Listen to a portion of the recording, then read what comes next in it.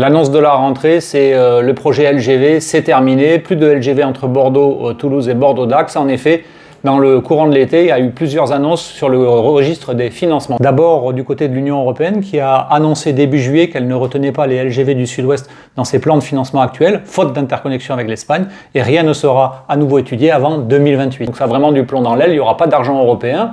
Ensuite, l'État avait convoqué une grande réunion de réflexion qui s'appelait Ambition France Transport, qui avait pour objectif de remettre en place jusqu'à 2040 les plans de financement. Et donc là, pareil, GPSO n'est pas retenu, en tout cas figure parmi les grands projets les plus fragiles, dans la mesure où cette conférence Ambition France Transport a dit qu'il fallait absolument régénérer et remettre à jour notre réseau ferroviaire qui est au bord de l'effondrement. Et au niveau local, la taxe spéciale d'équipement, qui est un impôt qui touche tous les habitants qui sont à 1 heure de route d'une future gare LGV, cette taxe spéciale d'équipement est tout à fait fragile, elle risque de tomber à la prochaine alternance politique, et d'ailleurs nous déposerons encore une fois un amendement de suppression, dans la mesure où cette taxe spéciale nous était imposée aux habitants que par la magie du 49.3 qui nous avait été imposée lors du dernier budget. Donc on peut dire qu'au niveau des financements, aujourd'hui les LGV sont quasi enterrés. La prochaine étape maintenant, c'est le Conseil d'orientation des infrastructures, le COI, qui est une instance placée auprès du ministre des Transports et qui va rendre un avis sur tous ces projets, cette programmation et ces priorités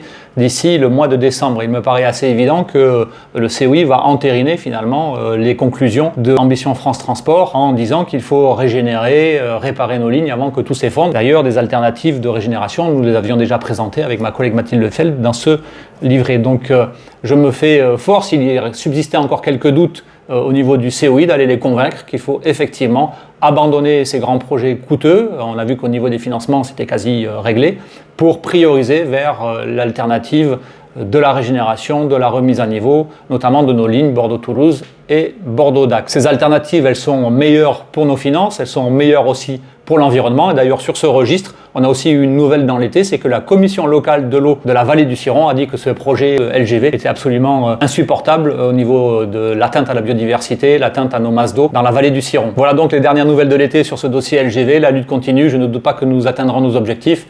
À très bientôt, portez-vous bien.